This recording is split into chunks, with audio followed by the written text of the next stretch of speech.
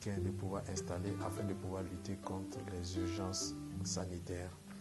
Et au Burkina Faso, le ministre a décidé de dénommer ce centre-là le CORUS, C-R-O-U-S, Centre d'opération réponse aux urgences sanitaires. Est un emplacement physique qui est chargé de coordonner les informations et les ressources afin de pouvoir répondre à une situation d'urgence sanitaire. La coordination signifie que tous les acteurs de terrain dans le cas d'une situation d'urgence savent qu'il y a un point, un lieu, il faut joindre pour avoir l'information appropriée pour faire leur part d'intervention. Il faut que ce centre dispose des moyens technologiques, les moyens de communication, la technologie, les moyens informatiques, la radiocommunication, tous les moyens possibles pour que toutes les informations, donc la situation exacte du terrain, arrivent à ce centre afin de pouvoir partager avec tous les autres acteurs qui ne sont pas forcément au même lieu géographique.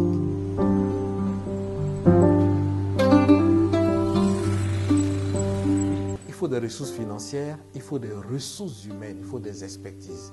Quand vous parlez, quand vous voulez être à l'écoute de tout, ça a un coût. Quand vous pouvez vous déplacer à n'importe quel endroit du pays dans l'espace de 48 heures, ça a un coût. Il faut des moyens véhicules, il faut de la logistique, il faut des ressources humaines, il faut des expertises.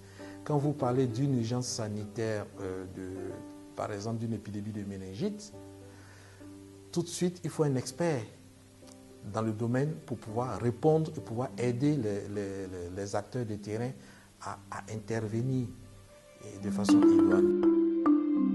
Toutes les ressources doivent être coordonnées à partir de ce centre-là aussi. Il faut qu'on sache à partir d'où les décisions partent pour que les acteurs de terrain puissent respecter. Le bureau soit axé des opérations de réponse aux urgences sanitaires au Burkina Faso. Et ceci est une exception par rapport au pays. Nous avons installé un bureau d'assistance aux utilisateurs de tous les systèmes d'information du ministère de la Santé. Sur ces ordinateurs, ceci est une innovation qui est partie d'un constat de terrain. C'est très important. En principe, dans les centres d'opération d'urgence, ces services ne s'y trouvent pas. Ils ne sont pas logés au sein des services. Mais nous avons jugé que c'était le meilleur emplacement où toutes les informations sont centralisées. Il est bien d'adjoindre ce bureau d'assistance aux utilisateurs de tous les systèmes informatiques. Ça fait déjà des dizaines d'années que tous les partenaires techniques et financiers au niveau du ministère de la Santé acquièrent des ordinateurs qui distribuent à tous les districts sanitaires pour pouvoir faire la gestion des données, en particulier des données de surveillance et des maladies à potentiel épidémique.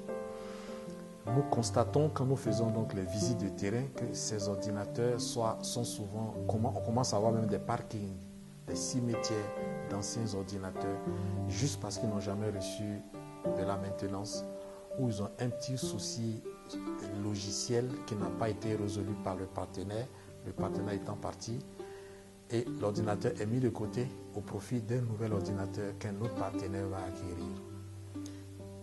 De même, on dépense souvent des centaines de millions pour développer des logiciels informatiques. Ces logiciels sont installés dans tous nos districts sanitaires sur des ordinateurs. Nous trouvons qu'au bout d'une année ou 2 années, dès que le partenaire qui a mis ce système en place se retire du pays, tout le logiciel n'est plus utilisé. Ça aussi, c'est un souci. Ça veut dire qu'en fait, il n'y a pas un suivi, je dirais une assistance aux utilisateurs de tous ces logiciels afin qu'ils ne passent pas aux oubliettes alors qu'ils pourraient être toujours intéressants, importants et utilisables. Nous constatons donc, permettez-moi le terme, des cimetières d'ordinateurs dans les districts et maintenant des cimetières aussi de logiciels informatiques.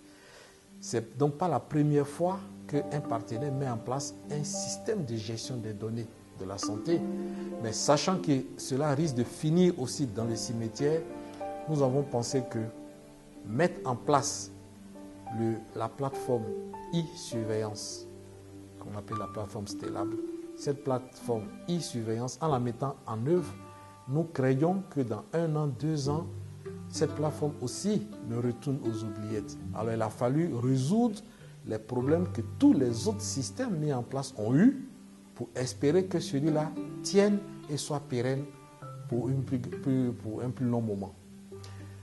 D'où l'idée de mettre en place un bureau d'aide aux utilisateurs des systèmes informatiques du ministère de la Santé pour pouvoir pallier à notre problème d'obsolescence ou de parking d'ordinateurs et de logiciels.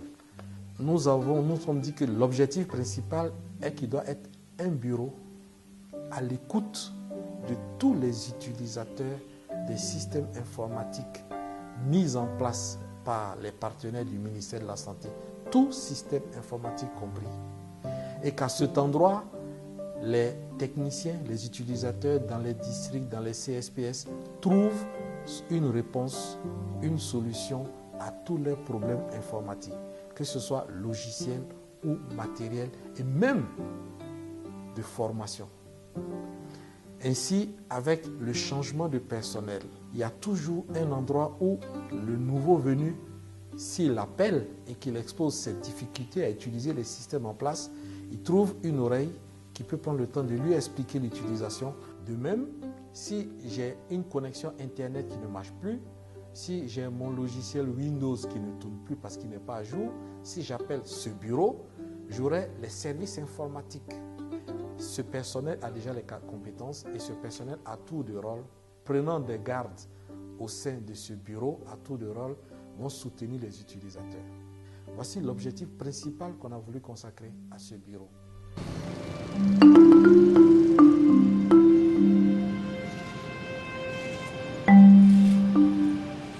L'un des moyens qu'il faut, c'est il faut que ce bureau soit accessible au moins de 8h à 17h ou au jour ouvrable. Donc, une ligne verte.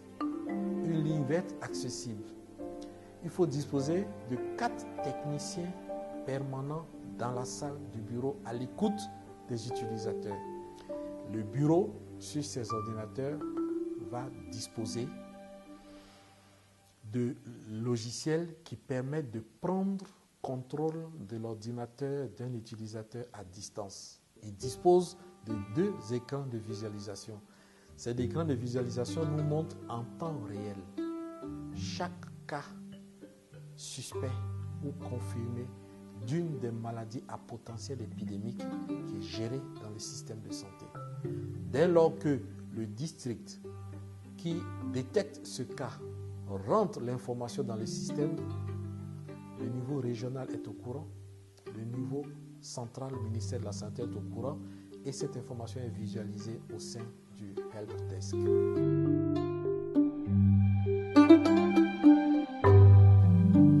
À partir de ces informations, des interventions peuvent arriver. Mais il n'y a pas que ça.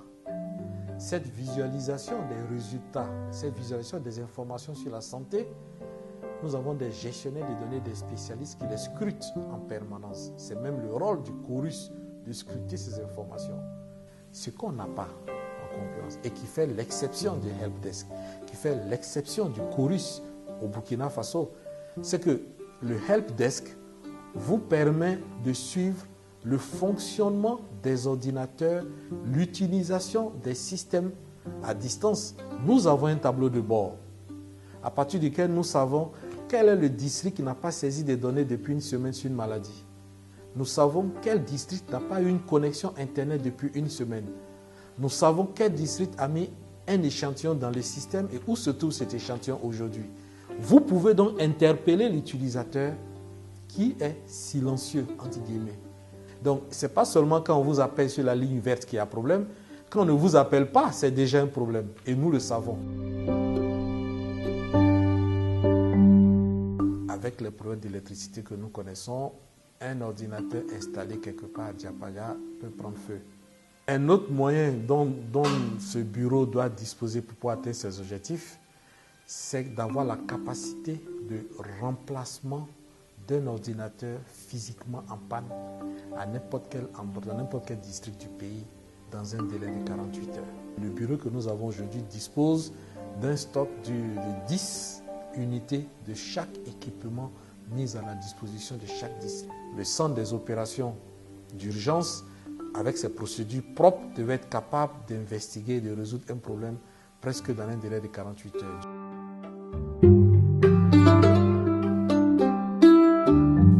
Il y a déjà des experts qui nous ont dit pourquoi ne pas étendre le help desk à ce genre de soutien aux agents de la santé.